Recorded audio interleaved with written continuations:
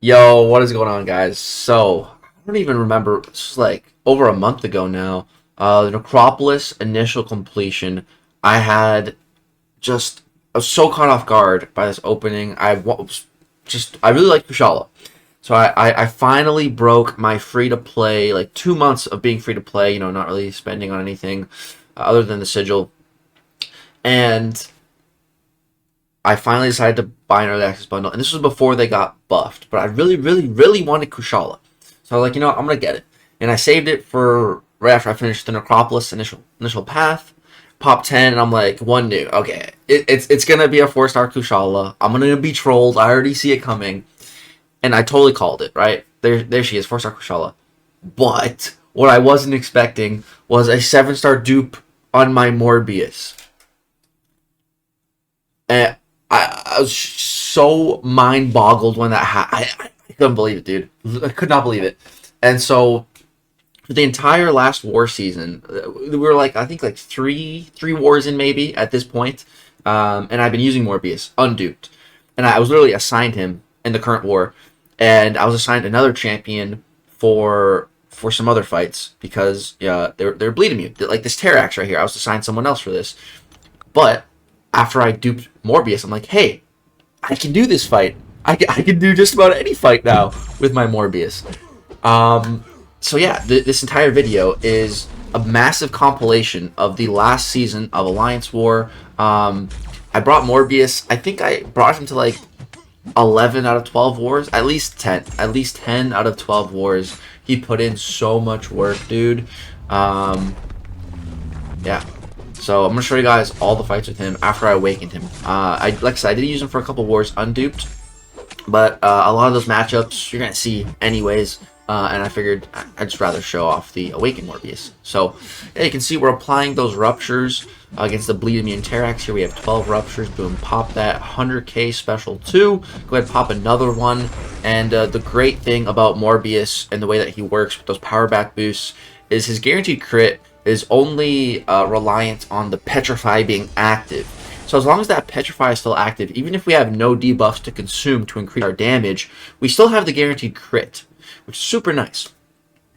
So next up here we have a Kindred, and Morbius is super duper good for Kindred. One of my favorite counters to Kindred, just because when I fight Kindred, my normal strategy is just to push him to special 2, easily bait that, punish it, and pause the timers. I struggle to punish the special 1, but with Morbius, of course, I can glide right through that, and I don't have to worry. So just being able to do that with the glide on Morbius, it's so clutch. And here, again, you see we're going to bait a special 1, glide in, and not only do we punish him to pause the charges on ourselves, we're also applying, just more bleeds.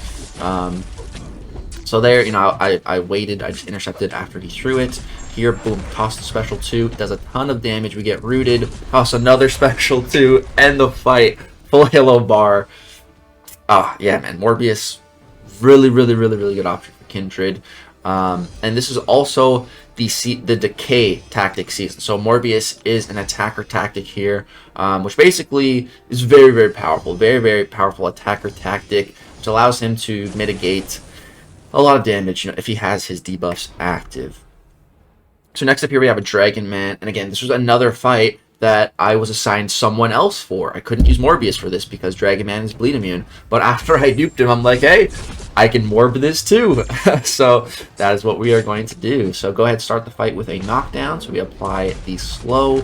Alright, gonna go ahead and bait out a special here, glide. We've got some ruptures, so I'm gonna throw a special to apply some more. Boom, that was like 5 ruptures applied right there. And so again, my Morbius, it was a one-time dupe. 7-star Sig Stones do not exist. So my Morbius is Sig 20, and he's probably going to be Sig 20 for a while, unless I pull him out of Titan. Right here, my slow wasn't active, and the unstoppable slipped through. I got to do a better job of keeping track of that. So I just want to bait one more special here, glide, and then hopefully pop this. But you can see we're having some trouble with the ruptures. But we do have the Petrify active here, so again, we do still get that guaranteed critical hit. So you're just going to throw a special 1 to get rid of the fervor, and special 1 has a good chance to apply some debuffs. But so the way Morbius works, right? At Sig 20, it's not that high of a chance to replace the bleeds with ruptures against bleed immune opponents. However, the way Morbius works, this is like a secret to him, his fervor effect. With that fervor active, dude, it allows him to just increase his chance to apply damaging debuffs. So, you know, even though Morbius at Sig 20, you know, it's less than like 50%, with the fervor, either passive or buff active, it greatly increases your chance to apply those ruptures. So it doesn't feel too bad, even at Sig 20. It's fine. Actually, it feels pretty good even at Sig 20. So yeah. So next up here we have a Havoc on path number 9. And so, you know, this is really the decay tactic at work here, allowing Morbius to take a fight like this that, you know, normally he would never be able to take, because Havoc, he has no armors and he has no immunities to incinerate for this hazard shift path. But with the decay tactic, he can do it. The decay tactic is absurd, and Morbius was so good for it, man, because Titania was permanently banned for his entire season. Titania was one of the most powerful champs in the game for this tactic. She was banned all season for every single alliance at the top, so no one could use her. So we had to use other options, and Morbius was my other option, and I duped him like just at the perfect time, so I could use him for all season. Just fantastic. So everything's going all right here. I do need to get more debuffs active so that, you know, we can make sure we are mitigating everything. I'm just trying to bait a special here. Finally, Havoc throws that. There we go. Get back in here, and you see we're also triggering our that little icon, the little hand there. That is the undying passive that is being triggered from some of the debuffs, which is super nice. So we got 8 bleeds on him here. I just need to bait one special glide, but I'm like, nah, never mind. Let me just end this, and he goes down. He's just sick and tired of trying to bait specials from that Havoc. He was not being very nice. So yeah, that fight went really solid. You'll see pretty much Hulkling was on Morbius and Hulkling, the two guys I brought to like majority of wars this last season. They were like my dynamic duo. And so here we're gonna go ahead and teleport, and we have an Ebony Maw up next from Mr. Obi-Wan Kenobi here. So it's just a 565 Ebony Maw, about 200,000 health. I'm gonna go ahead and throw in a potion. You know, we were pushing our normal, let's say, hardness, which is a valid word. It just sounds a bit odd, but we were pushing at our our normal pace for Alliance War this past season. So obviously, you know, I'm healing up to full, boosting, being very careful, throwing on that cosmic boost just to prepare for the next fight. I took Baron Zemo with Hulkling like 8, 9, 10 times in a season. It was like almost every war. That's why Hulkling was on so many of my teams, because I was just the designated Zemo Slayer, I guess. But yeah.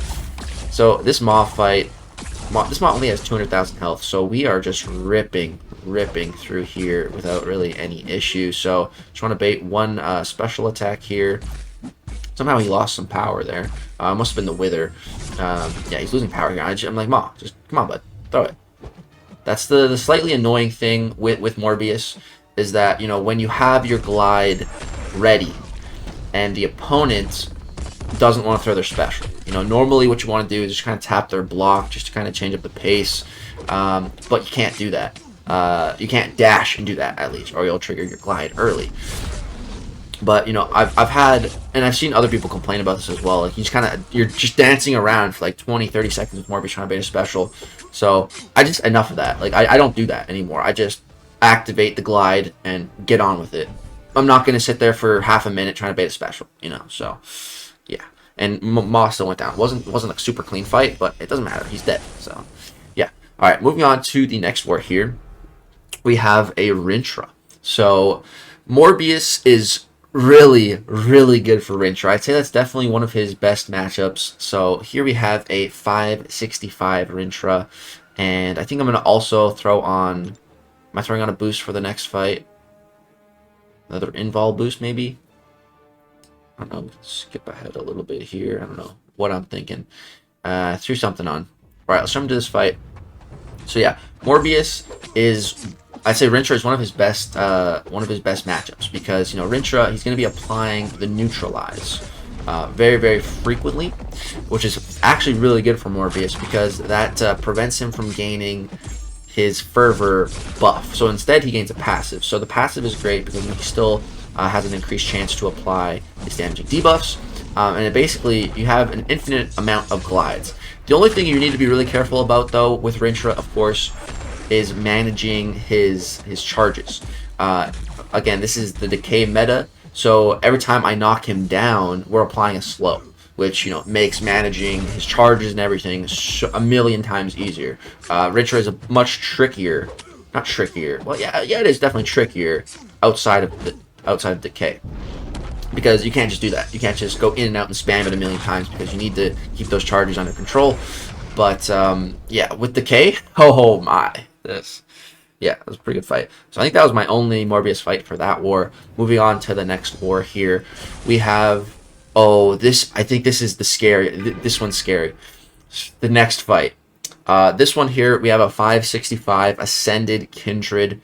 Again, I already showed you guys a fight on Kindred. Morbius, really, really good for it. One of his better matchups, especially with Decay. So I'm not at all worried about fighting Kindreds. Like, I see a Kindred with Morbius, I'm like, alright, that's a piece of cake. Like, I'm not worried in the slightest, you know, at all. So I just would like to, you know, push him to a special one without triggering the glide. There we go. Somehow, he dexed me and then parried me there. Bruh, I don't even know. I don't even know. It's all good. So we're just going to use our special one, get rid of the fervor. There we go. Actually punish it that time. And yeah, now we have a ton of debuffs. I just need to go ahead and get to my special 2, rip this, and boom! He's dead, or almost dead. And then he decides, oh, I'm going to throw a special attack.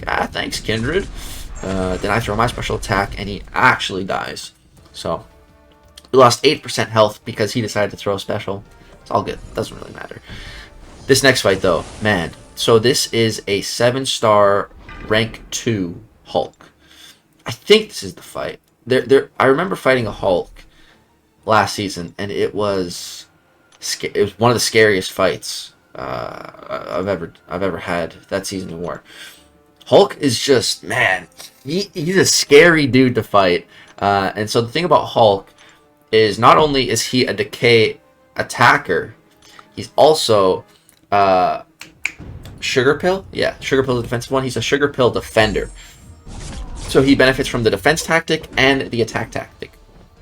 And so right there, I got hit. So he used up 2 hits of my indestructible boost. So I still have 1 left. But, you know, not off to the best start getting hit like that.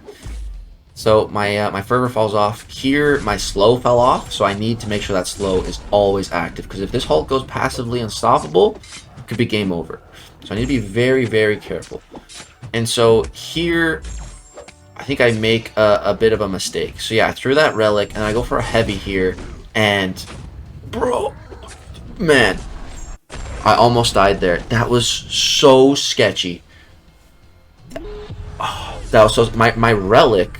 2 hits of my relic gave him a passive fury, and then he triggered his gamma mode, so he went passively unstoppable, and my slow wasn't active. I was in the middle of a heavy to try to get the slow up. Dude, my life like flashed before my eyes in that moment. I thought it was Jover. Man, that had me sweating bullets. Thank God I put on that indestructible boost, or I would have died for sure. But yeah, let's rewind for a sec there. Go back and just see what happened there. Kind of in a little bit slower motion. Because that was so goddamn sketchy. So yeah, right here. You know, we're hitting him. We go for that heavy. Triggers the passive unstoppable. We get the slow up now. So he hits me 1 time. Indestructible. Then he hits me again here. And it was like 35,000. If he crit, I think I would have died. And then, luckily, he throws his special. If he continued that combo, again, I probably would have died. So, man, that was one of the sketchiest fights of the entire season. And also, that was just a rank 2 Hulk. If that Hulk was rank 3, oh my, we probably would have died. Man. Woo. I was scary. Hulk is scary, dude. So next up here we have a Wong, and I gotta heal up now because we took so much damage from that stupid Hulk.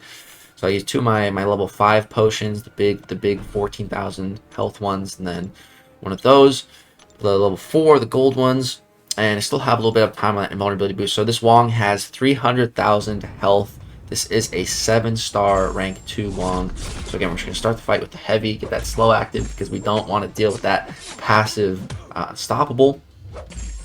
And I'm not too worried about Wong.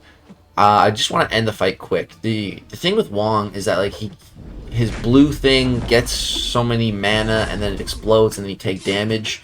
And I don't really know how to counter that or how really that works.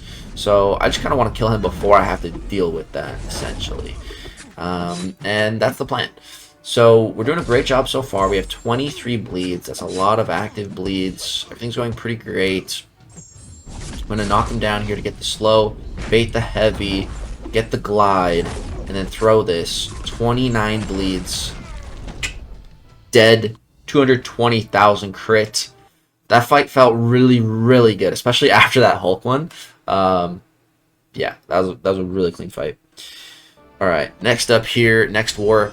So we have a Absorbing Man. So it's an Ascended 565 Absorbing Man on path 9 here with Incinerate and Poison. So I thought going in, this was going to be an easy fight. Because now that Morbius is awakened, you know, I fought Absorbing Man a few times in Battlegrounds with Morbius unduped.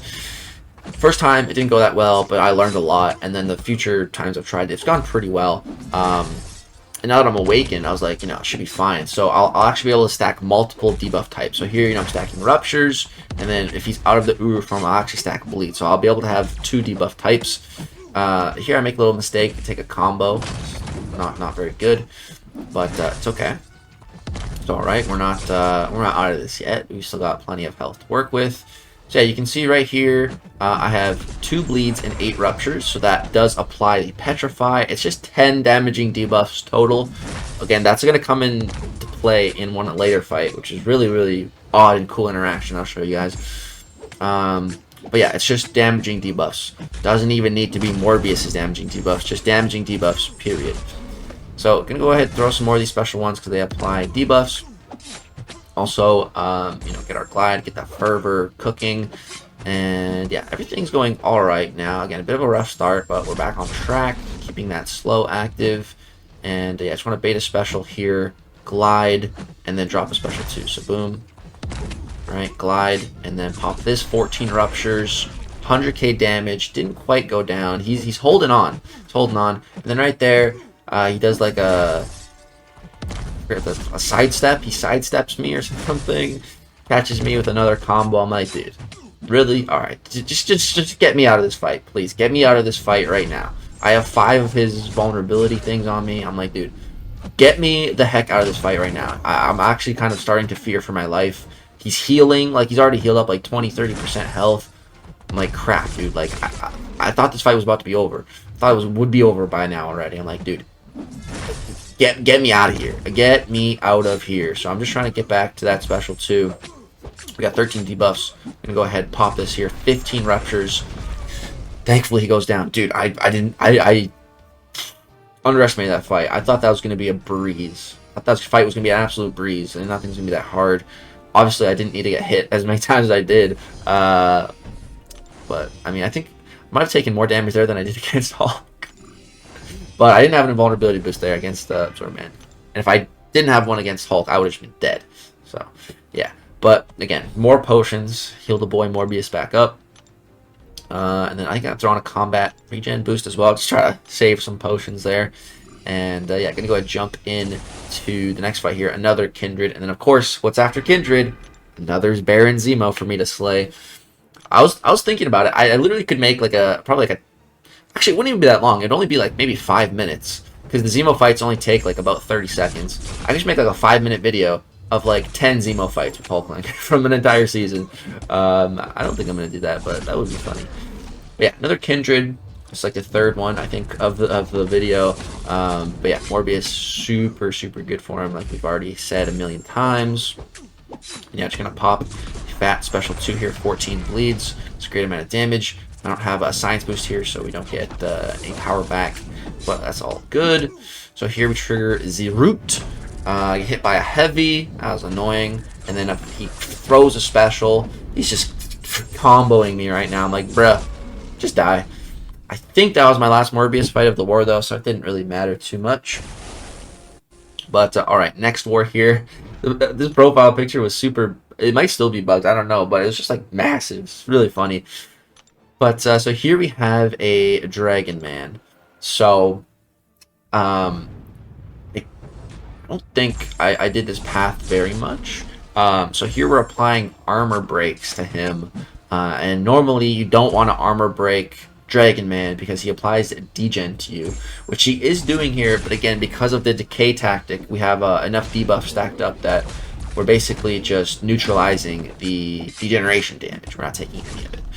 We're actually just healing from the debuff that Dragon Man put on us. So that's really, really great. Yeah, just going to go ahead and bait this out. There we go. Go back in and apply more of those ruptures. You can see we have 17 ruptures right now. We're getting, so many applied. Again, this is only Sig 20 Morbius, 21 ruptures. Almost ended the fight. Pretty good stuff there, man. Pretty good stuff there. My glide comes back, go in, do a combo to a relic, and he's dead. So, yeah, dude, like, Sig 20, I'm telling you guys, Sig 20 is totally fine for Morbius. He's going to be excelling in those bleed immune matchups as soon as you awaken him. Look how big this profile picture is, dude. It is massive. So, jumping over into Section 2 now, we have another Kindred. I think we should just skip this one. There's no need to show another Kindred fight. I think we're nearing the end of this now, though. So this was the fight I was kind of alluding to earlier on. So this is a Immortal Abomination. Uh-oh, there's Ace. So yeah, this is where I was telling you guys that for Morbius' special 2, and for his Petrify to become active, he just needs 10 damaging debuffs on the opponent, and the special 2 does more damage based on how many damaging debuffs on the opponent. But again, that's a blanket statement. Damaging debuffs on the opponent. So it doesn't matter if it's my bleeds, if it's my ruptures, if it's their poisons, if it's another node applying a damage over time debuff to the opponent. All of it fuels Morbius. So, and I didn't realize that until I did this fight and watched this special 2, man. Rips him apart because he had like 9 of his poisons plus like all my bleeds led to a massive special 2 and just ended that eye bomb. Oh, looks like we do have some more fights. Okay, here we have a Mangog, rank 2 Mangog. So this is again another bleed immune matchup, and Mangog, he's a popular defender, especially in Battlegrounds. So awakening Morbius, opening him up to this matchup is a very big deal, yeah, in my opinion. So, yeah, we're getting in here. We're gonna go ahead, dash, glide in, apply some ruptures. Go ahead, throw the special 1, apply some more ruptures. You see, we're already at 10 ruptures. The fight, we're 15 seconds in. Things are going really, really great so far. Bait this and counter it with a glide. Unfortunately, we only got 1 rupture on that glide, but it's all good. Throw a special 2 with 15 of those ruptures, 124k. Not too bad. Take off about half his health. Alright, we just got to do it again now. Build back to another special 2. And I think, am I going to throw a special 1 here? Looks like I'm not. Or maybe I will now. Maybe if he dashes at me, I'll throw it into him. Yeah, just go ahead and get rid of the Unstoppable. But then he triggers the passive Unstoppable. Luckily, he didn't punish me there. Gonna go ahead, activate another glide. Boom, we're up to 10 ruptures. Got that Petrify active once again. Go for some heavy spamming in the corner. I love to heavy spam. I'm not scared of stand your ground. Worst case scenario, they have it, and I get hit. And then, yeah, then I learn my lesson. Okay, let's not do that anymore in this fight. Till that happens, I'm going to be spamming my heavies as much as I like. And yeah, there's Mangog down. Not too much problem. Okay, that was the final fight. I thought I-Bomb was the last one, but that was the final fight. So that was the previous season of Alliance War. Morbius just put in so much work, dude, with that decay tactic. Wow. yeah. So overall, the last war season was pretty solid. I only had one death, and it was not using Morbius. It was using Kitty Pryde against a Chieelth, which I showed at the end of my rank 2 Chieelth video. If you guys want to check that out, if you want to see my one and only war death, that was it.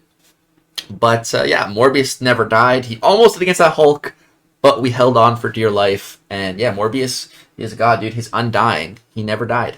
The guy is undying. So yeah, that is my rank 2 Awakened Morbius showcase. That's going to be a whole season of Alliance War to put together. I really appreciate you guys dropping a like on the video. Subscribe if you want to see more Morbin time action. Thank you guys so much for watching. All love and support.